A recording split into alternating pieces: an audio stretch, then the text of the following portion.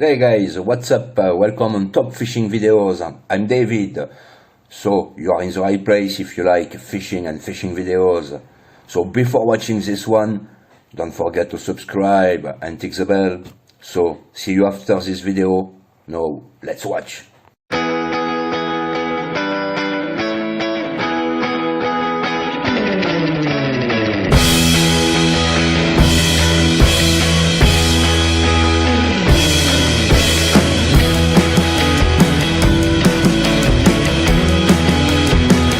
Welcome to ASFN Fishing. Thank you for joining us again today. And if you've subscribed already, thank you very much for your support. Remember guys to subscribe and push that little bell button to get notifications every time we upload a new video. Now today I'm sitting in the company of Royalty, the 5-star series of Saltiga reels. And I've gone through the whole series of Daiwa reels available in South Africa pretty much. And all the new ones that's coming out we obviously fish with. And this is now my personal range of reels, which took me a hell of a long time to make the decision and finally get them on board. Now this was not a very difficult decision, but I made it over a couple of years to finally get my range of reels onto Saltiga level. So on the multiplier side, I already fished and caught some lovely fish on the 50H. And now on the spinning or the grinder series, I've added the two editions of the Saltiga 6.5 and the 5000. The 4500 is also available in South Africa. And then of course, no introduction needed, the Black Beauty, the Dogfight 8000. Now, continuously, Daiwa's working at new technology. Now these reels don't need any introduction. They have pretty much got the bells and whistles and have proven themselves with so many great catches all over the world, record catches in many instances, and they've outfished many other competitor reels. That's all dependent on species, areas, and of course, most importantly, the angler. But guys, now the reason I'm making this video, this is pretty much what you need to target every species our coastline or the ocean has got to offer, from the shore and even from the boat. Now a lot of guys, look, I won't go target granders, marlin, 1,000-pound marlin on this. That would not be the right reel to use. However, I have done that, and we have targeted some marlin up to 200 kilos we hooked on them, and they'll handle that. That I've got no doubt. But other than that, these are the reels ultimately that will last you for a very long time, especially if you look after them. But they are built to do everything possible to avoid corrosion on these reels, with 3 mag seal bearings as well as the rotor bearing. The line roller is mag sealed as well. So in other words, Daiwa made sure that as little possible salt water or corrosion can get into these reels. These drag systems run from the small reels, I think it's 24 pounds, all the way up to 66-pound drag systems just on the Saltigas. The Dogfight, if I'm not mistaken, might be more, yeah, 30 kilo, yeah, it's also 66 pound drag system, a 30 kilo drag. And line capacity, as we know, this I've spooled with 40 pound, and it's just on 1,000 meters, and that's with J-braid 40 pound, and I'm fishing 150 pound J-braid leader on here. And I actually prefer, I managed to get a spool of the multicolor they use for jigging, which I find a really nice leader when you're fishing the heavier gear. This, I got Mike Dyer, Kingfisher, to spool for me. So nice of him. I'll have to get him an ice cream or something. But he spooled this for me with the J-braid Grand.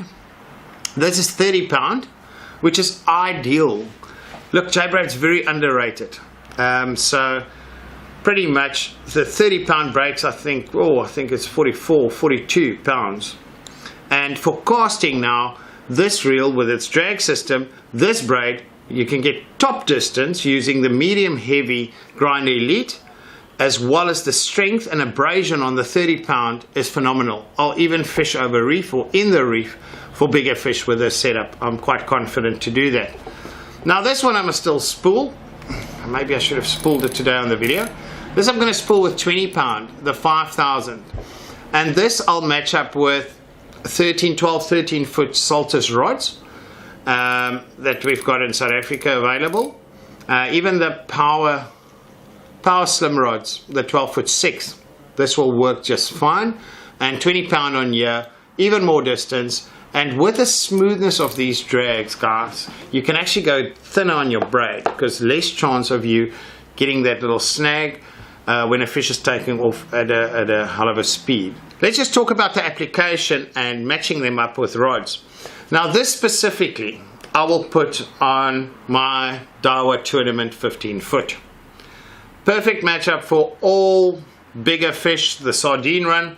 This is the reel. I'll get a spare spool. Well, already arranged a spare spool where we'll put 65 pound J-braid on, which breaks at about 80 pounds. So that's kind of what you're looking for the sardine run to give you the best possible chance. And on that topic, guys, I want you to everyone just to be considerate when the sardines arrive. We're right there now, it's happening. See the shoals coming up in Transkei. But when there's a smash and there's a lot of anglers, a lot of fish get lost. And with a braid, they're swimming around with meters of braid behind them. Just think, don't get all fist-coerced when you're on the spot and not think of the best interest of our environment and the fish. So just walk a little bit away, put it out, it gives you a better chance to land that fish. Ultimately, that's what all of us want to do. Where there's a bunch of lines, if you go casting and you hook one of those big fish, 9 times out of 10 you'll be burnt off. It will cost you a lot of money to replace your braid. You're not going to get the photo or the actual catch you were looking for, as well as the fish are swimming around with a whole bunch of braid behind it. So yes, this is the ideal reel to actually take to a sardine run, to a smash, looking for those bigger sharks. Fish of over 300 kilos now have been landed on this reel. So no doubt that it can handle it. The 6.5 specifically I got, and I'm going to switch this between 2 rods because I can't afford 2 reels yet. But the medium heavy with 30 pound, and also on the Grind Elite medium heavy 15 foot. There's a 14 foot 6 as well, but I prefer my 15 foot. And then on the heavy, the Grind Elite heavy, you can also fit this reel. So I can switch it between the 2 rods depending what my application is. So on the heavy, I would rather go for heavier, bigger baits. And that's fishing for bigger flatfish and sharks 150 to 200 kilos. Nice off points. A nice tackle setup. You can even have a spool with 40 pound J-braid for doing that. On the 8000 spool, you've got a lot more capacity. On this, you'll probably get 750 to 800 meters of the same diameter. And there you'll get 1000 on. The drag system is strong enough to handle both. With braid these days, we stop the fish. We manage, they don't take as much line. And what I mean with that is they don't take as much line as what they normally did. The stretch and monofilament didn't allow us to stop them as directly as what we're doing now with braid. Yes, it's hard on your arms, on your back, on everything, but you can really bully a fish. Now, what's the benefit of bullying a fish with braid and with spinning gear? Is you land them quicker, which means the chance of survival after releasing them is much better. If you fight the same fish for 2.5 hours, it will really be exhausted. When you release that fish, it had all that energy or distress it gave off in the water, so there might already be bigger sharks hanging around to come and see what this is. If it wasn't eaten even before you landed it, good chance it can be eaten if it can't swim away after you release it. If you use braid, that same fish that would have taken you 2.5 hours on monofilament, you can now land maybe in an hour and a half, which gives it a much better chance of swimming away and a much higher survival rate. Now, having said that, both monofilament multiplier setups and grinder and braid setups has got their advantages and disadvantages. Like I said, with braid, much tougher on your arms and your back and good chance of getting burnt off in a crowd. Where monofilament and a multiplier, you've got a better chance of actually landing the fish as well as in crowds. It's a longer fight, less stress on yourself, but you can almost guide the fish more than forcing it like you're doing with a grinder and braid setup. Now, guys, this is purely my opinion and what I've experienced and the way I see it. So both of them's got their advantages. Yes, some distances are claimed further on grinders than with multipliers. However, all the distances achieved in casting trials and all these tournament or casting events they have is nothing new now on grinders and braid than what we used to on the multipliers. So depending on the person casting, the style, what diameter line they were using, the sinkers, all of that plays a role. We can't really say that grinders and braid gets better distance. Here's the big advantage, especially if you go to the lighter reels, but also on the heavy reels. When you're fighting that fish, you're so direct to it with braid that you can feel everything. You can feel its head shake. You can feel it wandering off, that it doesn't know it's hooked and it's just chatting to another shark or appreciating this. You can literally feel anything. That's what I mean.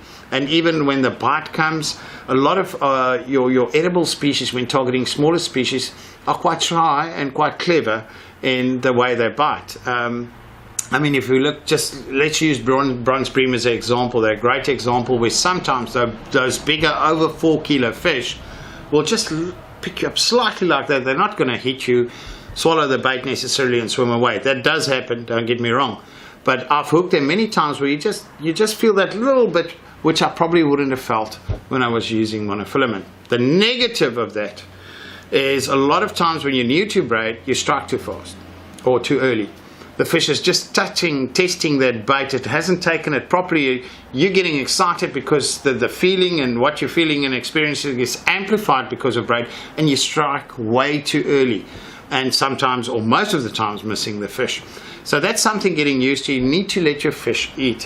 What I do is I like keeping the rod back a bit, and when I can feel the fish, there's play for it to take it down properly before I strike. Otherwise, if you're standing here, you just got that little bit before you're going to strike. And a lot of times I find myself, if I forget to hold the rod a bit back, running forward so that the fish can eat properly, or moving forward fast so that it can eat properly before I set that hook. Guys, it's all subject to what method you're fishing. Are you fishing live bait? Are you fishing bait? I'm referring to bait, letting that fish take it properly. And the same with a circle hook. A lot of times with certain fish like hammerheads, I allow 3 to 5 meters for that fish to eat off my reel. Then I click over, go down and set a circle hook. So it really comes down to species, the type of bait, the size of your bait that you're using that you're going to get used to while using braid. This has taken our market by storm, the grinders and fishing with braid, and really made a difference in how the guys fish. It's very sport fishing like, instead of the conventional way we used to. However, don't take me wrong, using multipliers is absolutely, in my opinion, also sport fishing. Sport fishing is the person doing it. It's what their objective is, what their attitude is towards the environment and the species.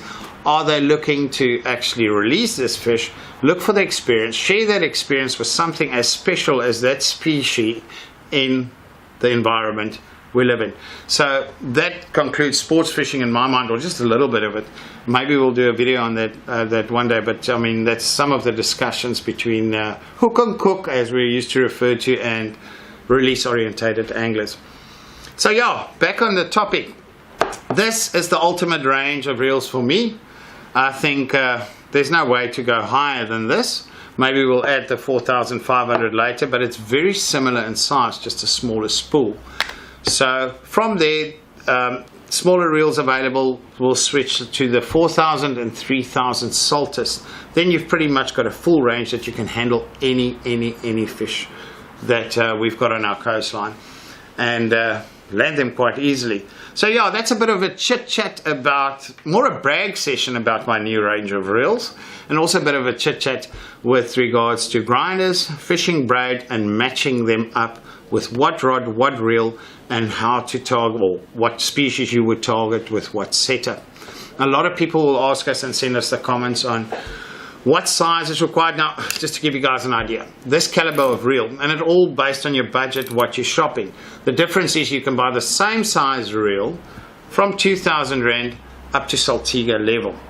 The difference is this will need more maintenance, and the lifespan on it might be shorter than this, and that's the difference. It's the quality of the material used, the bearings, right through the strength and power of this, the drag system, smoothness, that probably is the most important part in my opinion, because if you look after a cheap reel, it can last you fairly long.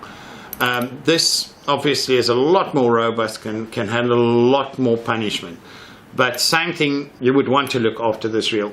Where the difference comes in is that drag system, that hair-like tournament drag system. Now, on the Saltiga drag system, I'm sure a lot of you have read Alan Hawke's report on it as well, where it's the tournament drag system. There's two different ones: the automatic, the ATD, which people talk about, and then the ultimate, the UTD. We get the UTDs here.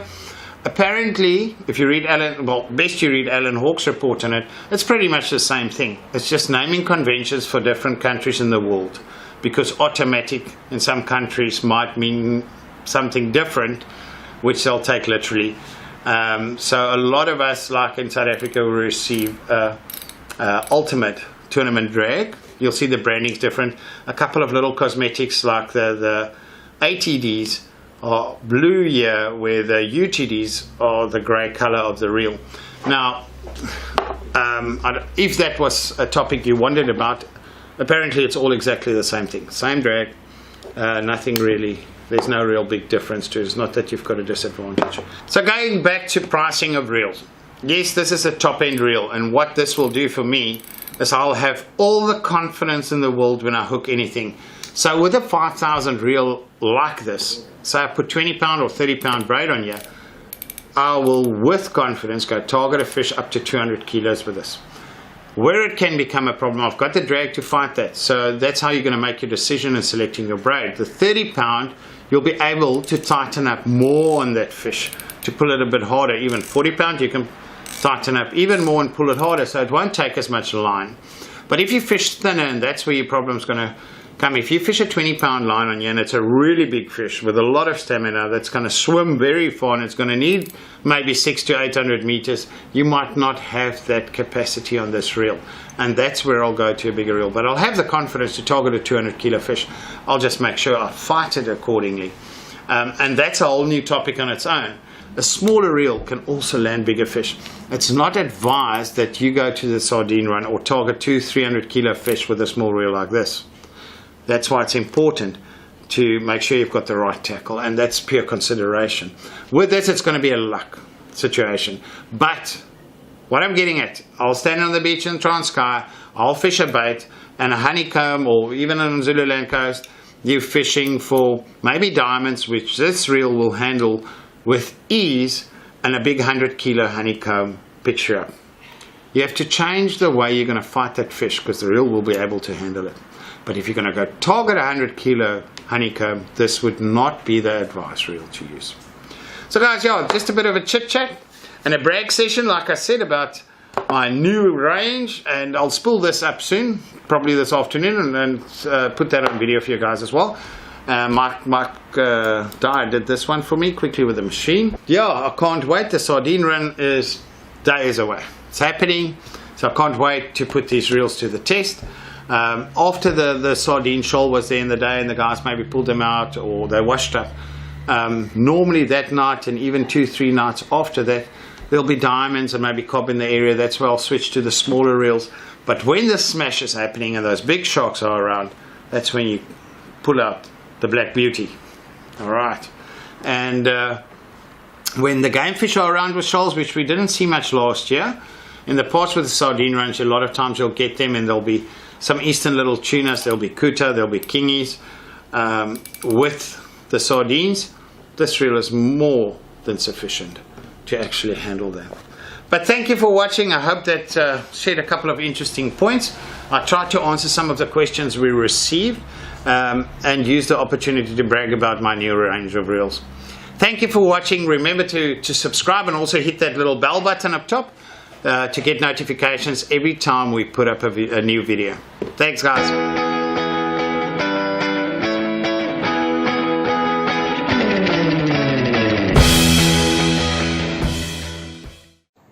Yo, so thanks for watching this fishing video. Before leaving, don't forget to subscribe, click the bell, and put a thumbs up. See you, bye bye guys, take care.